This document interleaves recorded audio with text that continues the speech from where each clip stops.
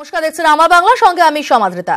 মঙ্গলবার একের পর এক গণপিটুনিতে চাঞ্চল্য রাজ্য জুড়ে। কোথাও চোর, কোথাও বা ছেলে ধরা, শুধুমাত্র সন্দেহের বশেই চলছে বেধড়ক মার। কোথাও ছেলে ধরা সন্দেহে, কোথাও বা চোর সন্দেহে মঙ্গলবার দিনভর রাজ্য জুড়ে অবাধে চলল গণপিটুনি। রাজস্থানের বাসিন্দা এই যুবক কাজের জন্যই তমলুক এসেছিলেন, কিন্তু এখানে এসে যে এমন কাণ্ড ঘটবে তা ঘুণাক্ষরেও টের পাননি। ছেলে ধরা সন্দেহে হঠাৎই খারুই গ্রামের কিছু বাসিন্দা চড়াও হন তার উপর। ভাষাগত সমস্যার কারণে বিশেষ কিছু বোঝাতেও পারেননি তিনি, তবে বৈধ পরিচয়পত্র ছিল তার কাছে। কিন্তু সেসবের ধার কি ধারে? একবার যখন বাগে পাওয়া গেছে, প্রাণ খুলে কিল ঘুষি চালিয়েছেন সকলে মিলে। এতেই শেষ নয়, অভিযোগ ওই যুবককে উদ্ধার করতে এলে পুলিশের ওপরও চড়াও হন স্থানীয়রা। হাওড়ার মল্লিক ফটকে চোর সন্দেহে এক যুবককে গাছে বেঁধে বেধড়ক মারধর করল স্থানীয়রা। আশঙ্কাজনক অবস্থায় তাকে উদ্ধার করে হাওড়া জেলা হাসপাতালে ভর্তি করে হাওড়া থানার পুলিশ। স্থানীয়দের অভিযোগ, সিলিন্ডার চুরি করে পালাচ্ছিল ওই যুবক। অন্যদিকে উত্তর 24 পরগনার ন্যাজার থানার পার্শেমারি এলাকায় ছেলে ধরা সন্দেহে এক ভবঘুরেকে গাছে বেঁধে মারধর করল স্থানীয়রা। গুরুতর জখম অবস্থায় ন্যাজার থানার পুলিশ তাকে উদ্ধার করে। মঙ্গলবার দুই শিশুকে নিয়ে তারকেশ্বর হাওড়া লোকাল ট্রেনে উঠেছিলেন দিলীপ মোহান্তি ও তাঁর সঙ্গী। তাদের আচার আচরণ দেখে সন্দেহ হয় যাত্রীদের অভিযোগ, দিলীপ মোহান্তি মদ্যপ অবস্থায় ছিলেন। তাকে জিজ্ঞাসাবাদ করলে সদুত্তর দিতে পারেননি। তারপর রেল পুলিশে খবর না দিয়ে শুরু হয় গণপিটুনি। ভয়ের চোটে দিলীপকে রেখেই পালিয়ে যান তার সঙ্গী। চুরি বা ছেলে ধরার গুজব ক্রমশ ছড়াচ্ছে বিভিন্ন জেলার নানা প্রান্তে। শুধুমাত্র সন্দেহের বশে আইন হাতে তুলে নিচ্ছে মানুষ। নৃশংসভাবে চলছে মারধর, কখনো কখনো তা প্রাণঘাতীও হয়ে উঠছে। গুজব ছড়ানোর পিছনে কি কোনো পরিকল্পনা থাকছে? নিউজ 18 বাংলা। কাউকে ফোনে হুমকি, কারো আবার বাড়ি গিয়ে হামলা, দেশভক্তির জিগির তুলে দাদাগিরি। এভাবে কি আইন হাতে তুলে নেওয়া যায়? সোশ্যাল মিডিয়ায় কেউ সেনা জওয়ানদের অসম্মান করলে কেন পুলিশে অভিযোগ জানানো হচ্ছে না? কেন একেবারে বাড়ি গিয়ে হামলা? এই প্রশ্ন অনেকেরই। পুলওয়ামায় জঙ্গি হামলায় সিআরপিএফ জওয়ানদের মৃত্যুর পর থেকে দেশ জুড়ে শোকের আবহ। দেশের নানা প্রান্তের মানুষ ক্ষোভে ফুঁসছে, কিন্তু অনেকে আবার এই দেশভক্তির জিগির তুলে দাদাগিরি চালাচ্ছেন। তার শিকার হচ্ছেন অনেক সাধারণ মানুষ, যেমন বনগাঁর চিত্রদীপ সোম। তার অপরাধ, কাশ্মীরে নিহত জওয়ানদের শ্রদ্ধা জানিয়েও তিনি প্রশ্ন তুলেছিলেন, কেন তাদের শহীদ বলা হবে? কেন তিনি ওদের শহীদ বলতে চান না? সেই বিষয়ে কেন্দ্রীয় মন্ত্রী কিরেন রিজিজুর বিবৃতিরও উল্লেখ করেছিলেন পেশায় বেসরকারি স্কুলের শিক্ষক চিত্রদীপ। এর জন্য তাকে চাকরিটাই খোয়াতে হয়েছে বলে দাবি। স্কুল কর্তৃপক্ষের অবশ্য পাল্টা বক্তব্য, চিত্রদীপ নাকি নিজেই ইস্তফা দেন, যা চিত্রদীপ মানতে নারাজ। আমাকে স্কুল থেকেও বহিষ্কার করা হয় এবং স্কুল কর্তৃপক্ষ আমাকে ডেকে বলেন যে আমার ফেসবুক পোস্টের জন্য তাদের কাছে প্রচুর মেল আসছে, প্রচুর ফোন আসছে এবং আমার জন্য নাকি স্কুলের বদনাম হচ্ছে, অতএব আমাকে স্কুলে তারা রাখতে পারবেন না। এই মুহূর্তে যেহেতু চাকরি নেই, একটা চাকরি অথবা যে চাকরিটাও করতো সেটা ফিরিয়ে দেওয়ার ব্যবস্থা করা হোক, কারণ ওখানে তো ওকে ফোর্সলি রেজিগনেশন দেওয়ানো হয়েছে। এর পাশাপাশি ফেসবুক পোস্টের জন্য শিক্ষকের বাড়িতে গিয়ে হামলাও চালানো হয় বলে অভিযোগ। পুরো বক্তব্যটা ফেসবুকে না দিয়ে প্রথম অর্ধাংশ এমনভাবে প্রচার করা হয় যার একটা মানে দাঁড়ায় যে আমি হয়তো জওয়ানদের মৃত্যুতে আমি খুশি বা এরকম কিছু একটা, এরকম মানে দাঁড়ায়। এবং তারপর 3 দফায় আমার বনগার বাড়িতে হামলা চালানো হয়। প্রথমবার আমাকে দিয়ে জোর করে ক্ষমা চাওয়ানো হয়। চিত্রদীপের বন্ধু দীপক ব্যাপারী সল্টলেকের সেক্টর 3-তে থাকেন। সেক্টর 5-এ গ্রাফিক্স ডিজাইনারের কাজ করেন। রেহাই পাননি তিনিও। চিত্রদীপের ফেসবুক পোস্টে তাকে ট্যাগ করা হয়েছিল। দীপকও চিত্রদীপের সুরেই প্রশ্ন তুলেছিলেন, কাশ্মীরে নিহত জওয়ানদের কি শহীদ বলা যায়? এতেই মাতব্বরদের দৌরাত্ম্য শুরু, কট্টর আবেগের জিগির তুলে হুমকি।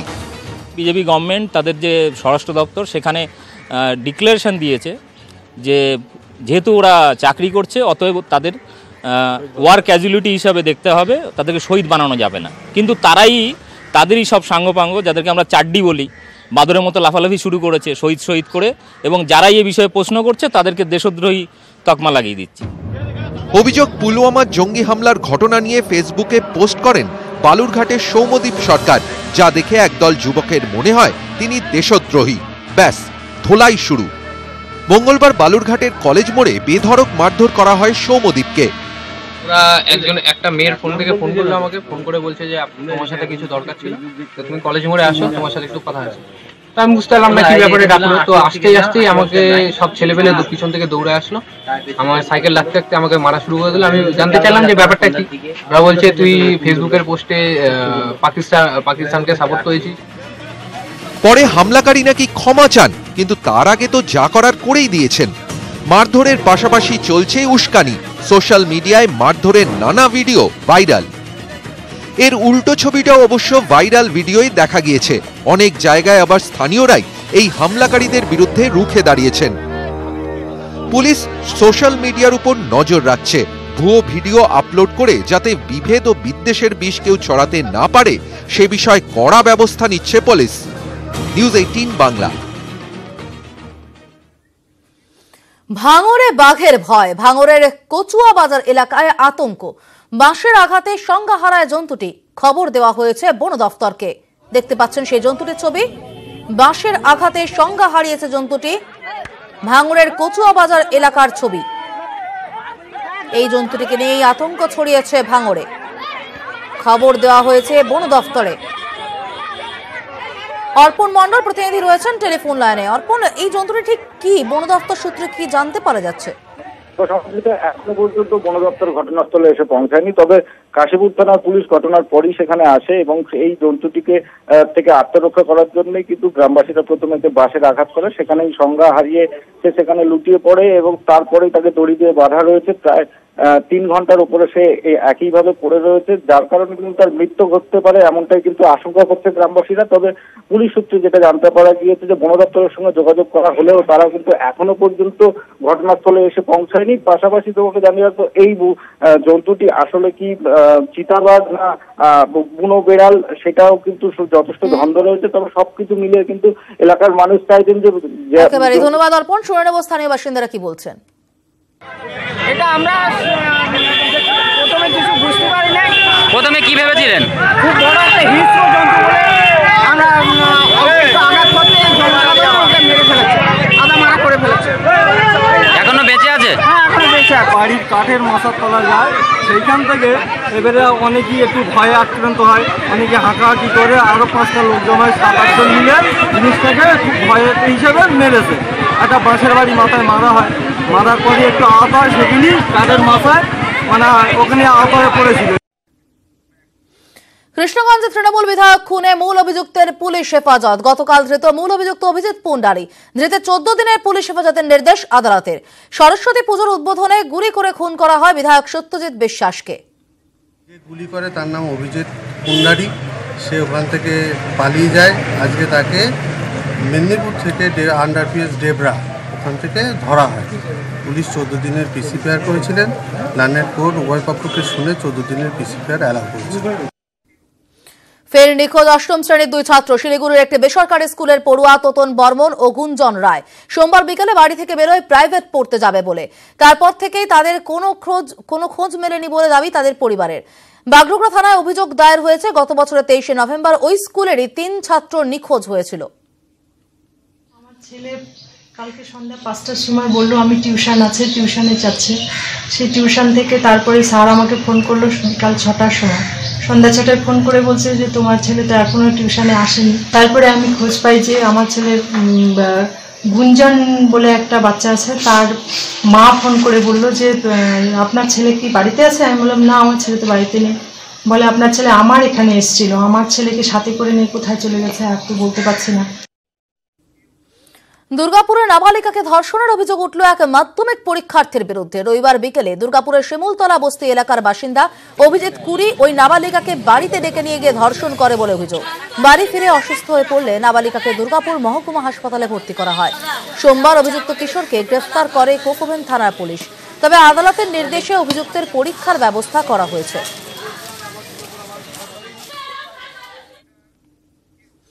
হাতিমেলায় সাংস্কৃতিক অনুষ্ঠান সেরে ফেরার পথে দুর্ঘটনা, মৃত 3 লোকশিল্পী। আশঙ্কাজনক অবস্থায় চিকিৎসাধীন আরও 6 জন। সোমবার গভীর রাতে পশ্চিম মেদিনীপুরের নয়া বসতির ঘটনা।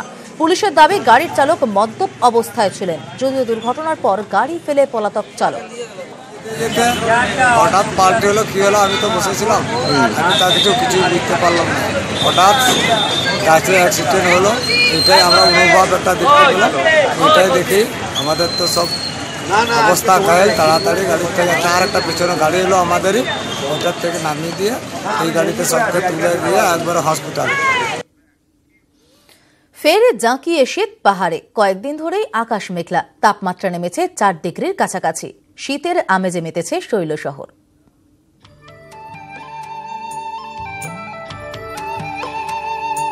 কুয়াশার চাদরে মোড়া সকাল, মেঘের আড়ালে মুখ লুকিয়েছে সূর্য। হিমেল হাওয়া আর কখনো কখনো তুষারপাত। শীতের আমেজে মেতেছে শৈল শহর। আবহাওয়ার পূর্বাভাস আগেই ছিল, তবে এই ফেব্রুয়ারিতেও যে তুষারপাত দেখতে পাবেন তা ভাবতে পারেননি। বরফে মোড়া পাহাড়ের দৃশ্য দেখে বেজায় খুশি পর্যটকেরা। ফেব্রুয়ারিতে বরফ পাওয়াটা নাকি খুব ভাগ্যের ব্যাপার। আমার তো ভীষণ ইচ্ছা যে আমি আরো 3 দিন আছি, যদি আবার একবার তুষারপাতটা দেখতে পাই।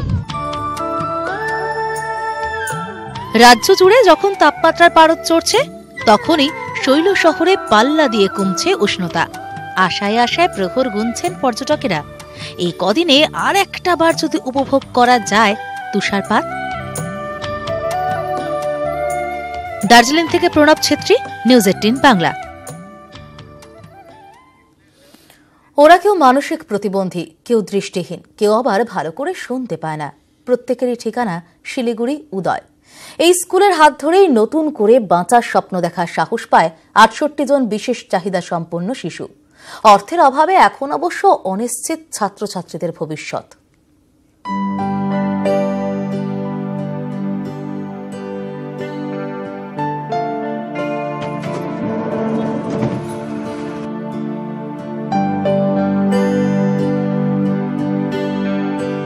সাদা পাতায় ধীরে ধীরে ফুটে উঠছে আঁকিবুকি। এক মনে প্রাকৃতিক দৃশ্য এঁকে চলেছে রিঙ্কি। দৃশ্যটা আর 5টা স্কুলে আঁকার ক্লাসের মতোই, তবে তফাৎটা অন্য জায়গায়। রিঙ্কির বয়স 19, উচ্চতা 1.5 ফুটের মতো, দাঁড়াতে পারে না। তবে শিলিগুড়ি উদয়ের চেষ্টায় গত 10 বছরে লেখাপড়া থেকে ছবি আঁকা সবই শিখেছে সে। ও আগে যেমন লেখাপড়া কিছুই জানতো না, একটা যে দাগ টানবে পেন্সিল দিয়ে সেই দাগটাও জানতো না।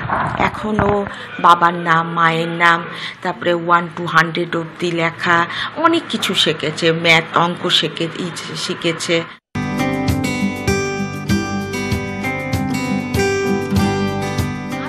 রিঙ্কির মতোই শিলিগুড়ি উদয়ের আরেক ছাত্রী দেবশ্রী বর্মন। ভালো করে কথা বলতে পারে না, দেখতেও সমস্যা, কিন্তু পড়াশোনার পাশাপাশি নাচেও সমান দক্ষ। রিঙ্কি, দেবশ্রী হোক বা শিলিগুড়ি উদয়ের বাকি ছাত্রছাত্রীরা, স্কুলে এসে এক নতুন জগতের সন্ধান পেয়েছে প্রত্যেকে।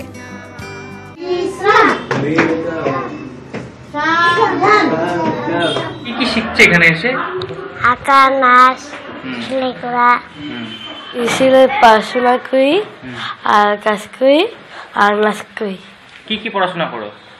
পড়াশোনা ভালো আছে, অঙ্ক আছে, আর ইংলিশ আছে, আর বিজ্ঞান। 2007 সালে বিশেষ চাহিদা সম্পন্ন 8 শিশুকে নিয়ে পথ চলা শুরু শিলিগুড়ি উদয়ের। বাড়তে বাড়তে সংখ্যাটা আজ 68। শিলিগুড়ি ও সংলগ্ন বিভিন্ন এলাকার এই ছাত্রছাত্রীদের অধিকাংশই দরিদ্র পরিবারের। স্কুলের ফি দেওয়ার সামর্থ্য নেই বললেই চলে। শিক্ষিকাদেরও তাই পড়াতে হয় ন্যূনতম পারিশ্রমিকে। এখন তো আমরা কিছুই বুঝতেই পারছি না কি করব। সবাইকে চাই আমাদের সাথে হাত বাড়াক, এরকম একটা প্রতিষ্ঠান আমরা অনেক কষ্ট করে চালিয়ে যাচ্ছি। শিলিগুড়ির হাকিমপাড়ায় এক ভাড়া বাড়িতে হয় ক্লাস। শহরের কয়েকজন ব্যক্তির চেষ্টায় 12 বছর ধরে চলছে প্রতিষ্ঠান। ছোট্ট স্কুল বাড়িকে ঘিরেই 68 জন বিশেষ চাহিদা সম্পন্ন শিশুর স্বপ্ন দেখার শুরু। অর্থের অভাবে ধুঁকতে থাকা স্কুল কি পারবে তাদের সেই স্বপ্ন বাঁচিয়ে রাখতে? শিলিগুড়ি থেকে ক্যামেরায় অলোক কুমার দের সঙ্গে পার্থপ্রতিম সরকারের রিপোর্ট, নিউজ 18 বাংলা। কার্তের পাশে দাঁড়ালো বীরভূমের শিউরি থানা পুলিশ। নেতাজি বিদ্যাভবনের ছাত্রী মানালি অর্কিরা আলেম রেগেরোগী। এবছর এক রাইটারের সাহায্যে মাধ্যমিক পরীক্ষা দিচ্ছে সে। মঙ্গলবার সকালে মানালি ও তার রাইটার অঙ্কিতা দাসকে বাড়ি থেকে পরীক্ষা কেন্দ্রে পৌঁছে দেয় পুলিশ। পরীক্ষার পর ফের তাদের বাড়িতে পৌঁছে দেওয়া হয়। পুলিশের এই ভূমিকায় খুশি মানালির পরিবার। বকেয়া মজুরি মেটানোর দাবিতে ম্যানেজারকে ঘিরে বিক্ষোভ। মঙ্গলবারের ঘটনায় চাঞ্চল্য জলপাইগুড়ির মেটালির ডানকান গোষ্ঠীর কিলকোট চা বাগানে। শ্রমিকদের অভিযোগ, গত 2 মাস ধরে মজুরির টাকা হাতে পাননি তারা। বিপাকে অন্তত 1200 শ্রমিক পরিবার। শেষমেশ বাগান কর্তৃপক্ষ দ্রুত বকেয়া মেটানোর আশ্বাস দিলে বিকেল 5টা নাগাদ ঘেরাও উঠে যায়। ছাত্রছাত্রীদের বেলা 11টার মধ্যে কলেজে ঢোকার নির্দেশিকা জারি করেছেন অধ্যক্ষ। আর তাতেই ক্ষুব্ধ উত্তর দিনাজপুরের রায়গঞ্জ ITI এর পড়ুয়ারা। অধ্যক্ষের বদলির দাবিতে গেটে তালা ঝুলিয়ে শুরু হয়েছে বিক্ষোভ। শিখে উঠেছে পঠন পাঠন।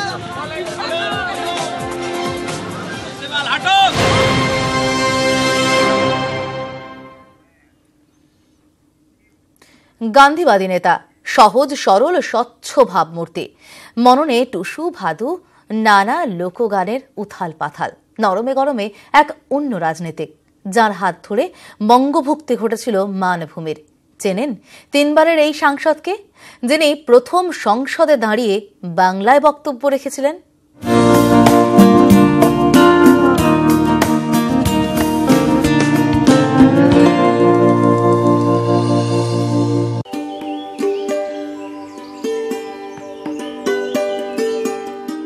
सुन बिहारी भाई तोरा राइखते लारबी डांग देखाई। স্বাধীনতার পর সাবেক মানভূমের থিম সং ছিল এটাই। গানটি লিখেছিলেন পুরুলিয়া তৎকালীন সাংসদ ভজহরি মাহাতো। 1948 থেকে 1956 আরও এক নতুন ভাষা আন্দোলনের সাক্ষী থাকলেও স্বাধীন ভারত। বিহারের অন্তর্ভুক্ত মানভূমে মাতৃভাষার কথা বলতে চেয়েও প্রদেশ তৈরির দাবিতে শুরু হলো লড়াই। নেতৃত্বে ভজহরি মাহাতো। বান্দোয়ানের জিতান গ্রামে জন্ম। ছাত্রাবস্থাতেই কংগ্রেসের নাম লেখান ভজহরি মাহাতো। স্বাধীনতার পর শুরু হয় মানভূমের দ্বিতীয় আন্দোলন। বাংলা ভাষাভাষী হলেও হিন্দি আগ্রাসনের শিকার হচ্ছিলেন অঞ্চলের মানুষ। আন্দোলন নিয়ে কংগ্রেসের সঙ্গে দ্বিমত হওয়ায় 1948 সালের 16ই জুন কংগ্রেস ভেঙে বেরিয়ে এসে কয়েকজন মিলে তৈরি করেন লোকসেবক সংঘ। 1952 সালে দক্ষিণ মানভূম কেন্দ্র থেকে প্রথম লোকসভা ভোট। লোকসেবক সংঘের হয়ে ভোটে যেতেন ভজহরি মাহাতো। ভাষাগত ভিত্তিতে জেলা বঙ্গভুক্তি হবে তার একটা বিশেষ ভূমিকা ছিল ভজহরি মাহাতো। একদিকে সাংসদ, অন্যদিকে ভাষা আন্দোলনের মুখ। প্রচারের জন্য গান বাঁধছেন। 1953 সালে সাংসদ থাকাকালীনই গান লেখার শাস্তি স্বরূপ 22 মাস জেল হয় ভজহরি মাহাতোর। এই গানটার জন্য সাংসদ থাকাকালীন ওনাকে 22 মাস ওনাকে জেল থাকে। 1956 সালের 1 নভেম্বর মানভূম ভেঙে তৈরি হলো পুরুলিয়া জেলা। পশ্চিমবঙ্গের অন্তর্ভুক্ত হল পুরুলিয়া।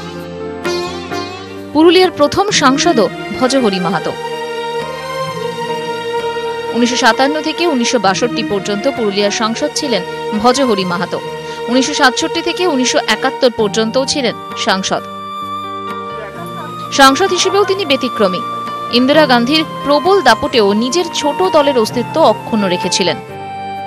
উনি প্রথম যিনি পার্লামেন্টে বাংলায় বক্তব্য রেখেছিলেন এবং সেই সময় পুরুলিয়ার টুসু গান, পুরুলিয়ার লোক সংস্কৃতি একটা, এই টুসু গান রচনা করেছে। ছোট দল লোকসেবক সংঘের সাংসদ, ভারতীয় জাতীয় কংগ্রেস তখন ক্ষমতায়, কংগ্রেসের নেতৃত্বে তখন সরকার চলছে, জওয়াহরলাল নেহরুর নেতৃত্বে সরকার।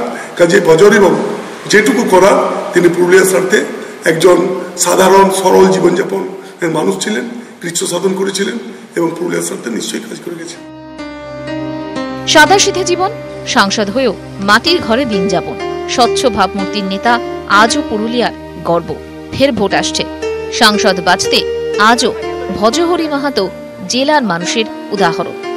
পুরুলিয়া থেকে ইন্দ্রজিৎ মণ্ডলের রিপোর্ট, নিউজ 18 বাংলা।